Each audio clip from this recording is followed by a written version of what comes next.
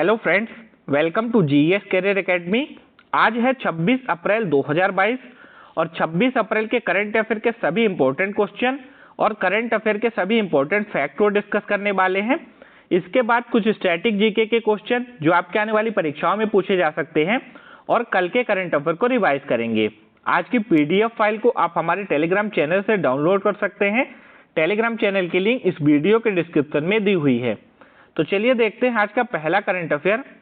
किस केंद्र शासित प्रदेश के सांबा जिले का पल्ली गांव भारत का पहला कार्बन न्यूट्रल पंचायत बन गया है? तो फ्रेंड्स याद रखिएगा, जम्मू कश्मीर के सांबा जिले का पल्ली गांव भारत की पहली कार्बन न्यूट्रल पंचायत बनी है। कार्बन न्यूट्रल का मतलब होता है जहां पर कार्बन का जो उत्सर्जन है वह एकदम सामान्य हो या फिर जीरो हो, उसको बोलते हैं कार्बन न्यूट्रल। 500 किलोवाट के सौर ऊर्जा संयंत्र के उद्घाटन के साथ यह कार्बन न्यूट्रल बनने वाली पहली पंचायत है। तो भारत की यह पहली पंचायत होगी जो बिल्कुल कार्बन न्यूट्रल होगी। फ्रेंड्स, अभी 24 अप्रैल को था राष्ट्रीय पंचायती राज दिवस और राष्ट्रीय पंचायती राज दिवस के अवसर पर हमारे देश के प्रधानमंत्री श्री नरेंद्र मोदी जी जम्मू कश्मीर के दौरे पर थे और जम्मू कश्मीर के दौरे पर ही इन्होंने इस 500 किलोवाट के सौर ऊर्जा संयंत्र का उद्घाटन किया है पल्ली गांव में, और फिर यह घोषणा की है कि यह पल्ली गांव की पंचायत भारत की पहली कार्बन न्यूट्रल पंचायत है। पल्ली गांव अब पूरी तरह से सौर ऊर्जा द्वारा संचालित है और इसके जो सभी रिकॉर्ड है यह डिजिटल है। तो फ्रेंड्स, पहले करंट अफेयर से आपको इतनी इंफॉर्मेशन याद रखनी है। देखिए, अगर आप लोगों ने अभी तक जीएस करियर एकेडमी को सब्सक्राइब नहीं किया है तो सब्सक्राइब जरूर कर लीजिए और सपोर्ट करिए हमारे चैनल को। ज्यादा से ज्यादा इस वीडियो को आप लोग शेयर करिएगा और लाइक करिएगा। अगला करंट अफेयर है, हाल ही में इमैनुअल मैक्रोन किस देश के लगातार दूसरी बार राष्ट्रपति बने हैं? तो फ्रेंड्स, इमैनुअल मैक्रोन के बारे में मैंने आपको कई बार बताया है। इमैनुअल मैक्रोन पहले फ्रांस के राष्ट्रपति थे, अब यह फिर लगातार दूसरी बार फ्रांस के राष्ट्रपति चुने गए हैं। आप यहाँ इनको इमेज में भी देख सकते हैं। ये है फ्रांस के राष्ट्रपति इमैनुअल मैक्रोन। देख लेते हैं जो अभी हाल फिलहाल में कुछ नए राष्ट्रपति और प्रधानमंत्री बने हैं अलग अलग देशों के।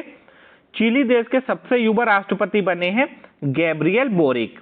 हंगरी देश की पहली प्रथम महिला राष्ट्रपति चुनी गई हैं कैटलीन नोवाक। एस्टोनिया की पहली महिला प्रधानमंत्री बनी है काजा कलास। इसी तरह ट्यूनेशिया की पहली महिला प्रधानमंत्री बनी है नजला बोर्डेन रोमधाने।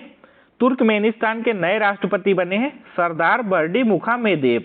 फ्रेंड्स, ये इंपॉर्टेंट है क्योंकि हमारे देश के भी जो राष्ट्रपति हैं रामनाथ कोविंद वो तुर्कमेनिस्तान की यात्रा पर थे और ये पहले राष्ट्रपति है जो स्वतंत्र तुर्कमेनिस्तान की यात्रा पर गए थे। तो इसलिए आप यहाँ के राष्ट्रपति को जरूर याद रखिएगा। तुर्कमेनिस्तान के राष्ट्रपति है सरदार बर्डी मुखामेदेव। सर्बिया के नए राष्ट्रपति बने हैं अलेक्जेंडर वुसिक।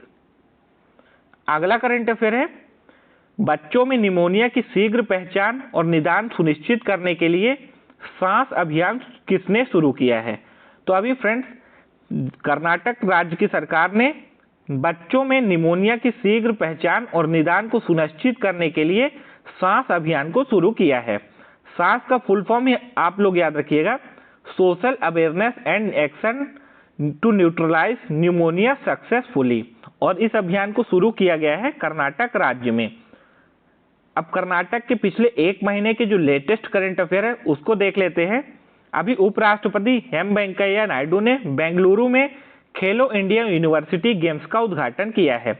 बेंगलुरु जो कि कर्नाटक की कैपिटल है। कर्नाटक के शिवमोग्गा हवाई अड्डे का नाम बदलकर BS येदुरप्पा हवाई अड्डा किया गया। BS येदुरप्पा कर्नाटक के पूर्व चीफ मिनिस्टर थे।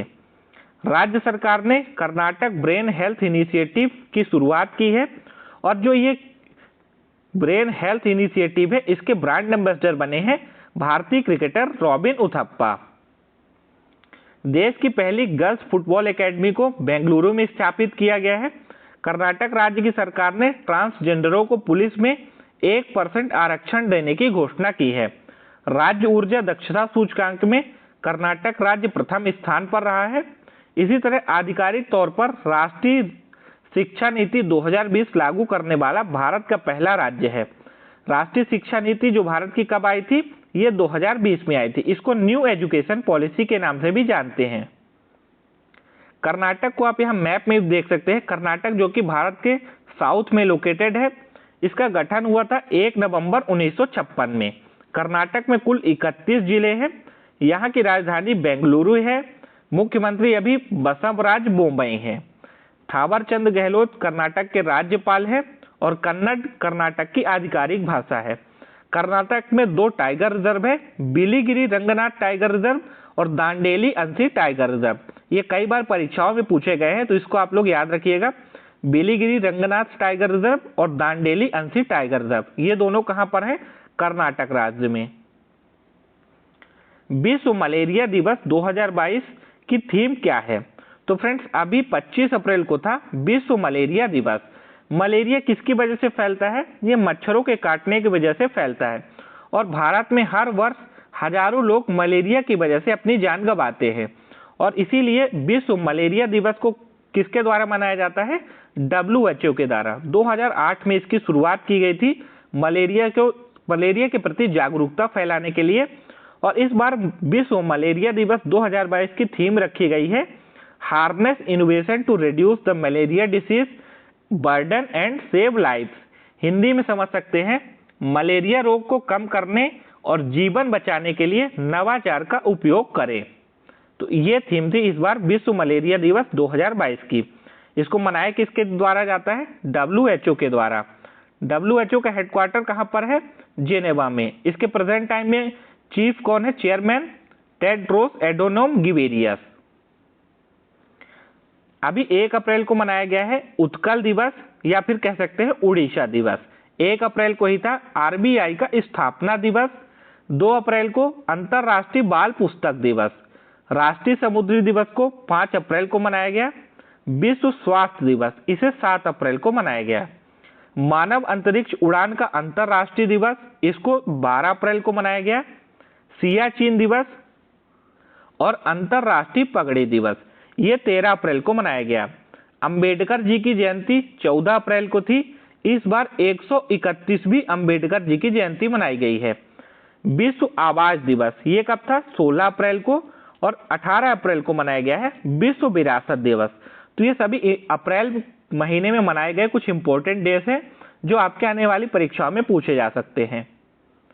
अगला करंट अफेयर है सिप्री द्वारा जारी वर्ल्ड मिलिट्री एक्सपेंडिचर रिपोर्ट 2021 यानी दुनिया के प्रमुख देशों की सेनाओं के सालाना खर्च की रिपोर्ट में कौन सा देश पहले नंबर पर है? तो फ्रेंड्स, पहले नंबर पर है अमेरिका। अमेरिका अपनी देश की सेना पर सबसे ज्यादा खर्च करता है। दूसरे नंबर पर है चीन। तीसरे नंबर पर है अपना देश भारत और इसी तरह चौथे नंबर पर है यूनाइटेड किंगडम। अगर आपसे परीक्षा में पूछ ले कि 5वें नंबर पर कौन है, तो 5वें नंबर पर है रसिया। रसिया भी हाल फिलहाल में काफी ज्यादा चर्चा में भी है, तो याद रखिएगा 5वें नंबर पर है अमेरिका, रसिया। और सबसे ज्यादा जो अपने देश की सेना पर खर्च करता है वो कौन सा देश है? अमेरिका। यह रिपोर्ट किसके द्वारा जारी की जाती है? सिप्री के द्वारा। आगे देख लेते हैं कुछ इंपॉर्टेंट फैक्ट कोड। सिप्री का मतलब होता है Stockholm International Peace Research Institute. SIPRI की स्थापना हुई थी 6 मई 1966 को। सिप्री का मुख्यालय है स्टॉकहोम, स्वीडन में। स्टॉकहोम से आप लोग को कुछ याद आ रहा होगा, स्टॉकहोम से ही हर वर्ष नोबेल प्राइज के पुरस्कार दिए जाते हैं। हर वर्ष टोटल 6 नोबेल प्राइज दिए जाते हैं, जिनमें से जो 5 नोबेल प्राइज है उसको स्टॉकहोम से दिया जाता है। एक नोबेल प्राइज को कहां से दिया जाता है? नॉर्वे की राजधानी ओस्लो से। जो शांति के लिए नोबेल पुरस्कार दिया जाता है उसको नॉर्वे की राजधानी ओस्लो से दिया जाता है। बाकी जो 5 नोबेल प्राइज है उसको स्टॉकहोम से दिया जाता है। बात कर ले सिप्री के डायरेक्टर कौन है? Dan Smith. अब बात करते हैं कि अमेरिका अपने सैन्य पर 801 बिलियन डॉलर खर्च करता है हर साल। 2021 में अमेरिका ने 801 बिलियन डॉलर खर्च किए हैं। चीन ने अपने सैन्य खर्च के लिए 293 बिलियन डॉलर खर्च किए हैं। भारत का सैन्य खर्च है 77 बिलियन डॉलर। वहीं यूनाइटेड किंगडम का सैन्य खर्च कितना है? 60 बिलियन डॉलर। इसीलिए अमेरिका की जो सेना है सबसे मजबूत है, क्योंकि अमेरिका अपनी सेना पर काफी ज्यादा पैसा खर्च करता है और काफी ज्यादा मिलिट्री के वेपन्स भी अमेरिका खरीदता है। अगला करंट अफेयर है हाल ही में भारत सरकार की घोषणा के अनुसार किस देश की डिग्रियों को मान्यता नहीं दी जाएगी। तो फ्रेंड्स, अब जो लोग पाकिस्तान से पढ़ लिख के आएंगे, वहां की डिग्री लेके आएंगे, उसकी भारत में अब कोई वैल्यू नहीं रहेगी। और इसकी घोषणा की है भारत सरकार ने कि जो लोग पाकिस्तान से डिग्री लेके आएंगे उनको ना तो इस डिग्री के आधार पर नौकरी मिलेगी, ना ही पाकिस्तान से ली हुई डिग्री की कोई भारत में मान्यता होगी। ये घोषणा की गई है भारत सरकार के अंडर में काम करने वाली दो संस्थाएं, यूजीसी यानी यूनिवर्सिटी ग्रांट कमीशन और एआईसीटीई। एआईसीटी का फुल फॉर्म क्या होता है? All India council for technical education. और इन दोनों संस्थाओं ने यह घोषणा की है कि अब पाकिस्तान से ली हुई डिग्री की भारत में कोई मान्यता नहीं रहेगी। पाकिस्तान की बात आ रही है तो पाकिस्तान से रिलेटेड जो आपको इंफॉर्मेशन याद रखनी है, पाकिस्तान के अभी नए प्रधानमंत्री बने हैं शहबाज शरीफ। ये इमरान खान के हटने के बाद पाकिस्तान के प्रधानमंत्री चुने गए हैं। भारत पाकिस्तान को अलग करने वाली रेखा का नाम क्या है? रेड क्लिफ रेखा। अभी एफएटीएफ ने पाकिस्तान को फिर से अपनी ग्रे लिस्ट में शामिल किया है। एफएटीएफ इसका फुल फॉर्म होता है फाइनेंशियल एक्शन टास्क फोर्स। और ये अपनी ग्रे लिस्ट में किस देश को शामिल करता है? तो जो देश टेरर फंडिंग में को रोकने में नाकाम रहता है तो उस देश को एफएटीएफ अपनी ग्रे लिस्ट में शामिल करता है। अभी शाहीन मिसाइल, गजनवी मिसाइल और बाबर क्रूज मिसाइल, इन तीनों मिसाइलों का परीक्षण किसने किया है? पाकिस्तान ने। तो ये मिसाइलें आपको याद रखना है, शाहीन मिसाइल, गजनवी मिसाइल और बाबर क्रूज मिसाइल, ये किसकी हैं? पाकिस्तान की। अभी सारा गिल पाकिस्तान की पहली ट्रांसजेंडर डॉक्टर बनी हैं।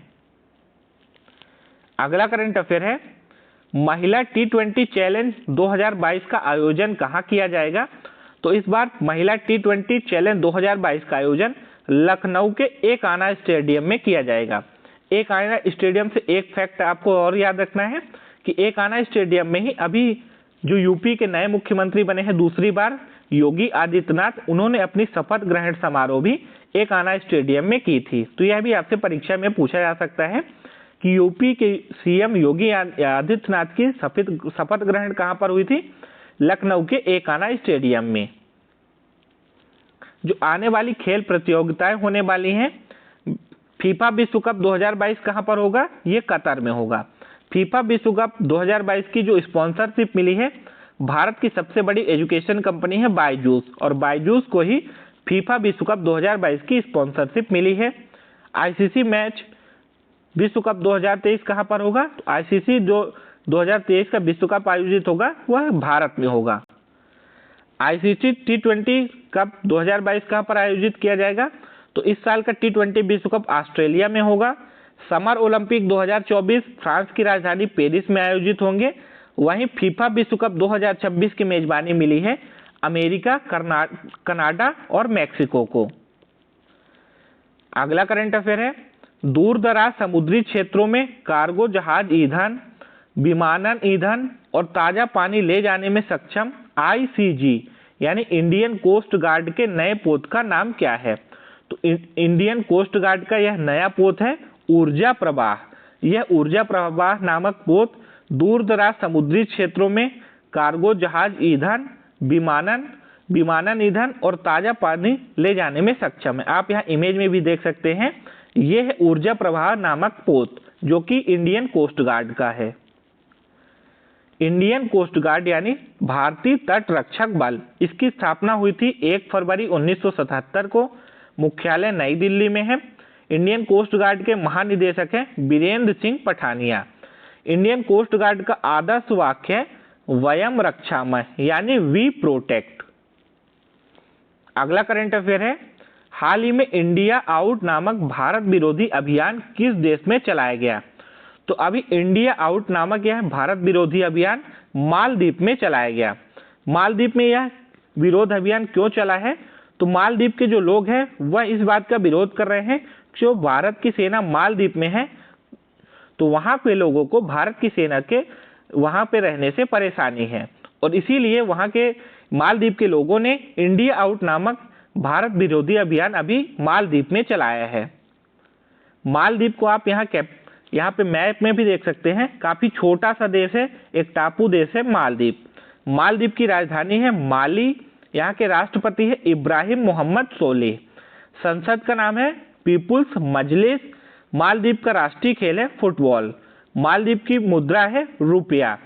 मालदीव की अभी सरकार ने भारतीय क्रिकेटर सुरेश रैना को स्पोर्ट्स आइकन पुरस्कार से सम्मानित किया है। अगला करंट अफेयर है, प्रधानमंत्री मोदी द्वारा लॉन्च देश के पहले पशुपालन को समर्पित सामुदायिक रेडियो स्टेशन का नाम क्या है?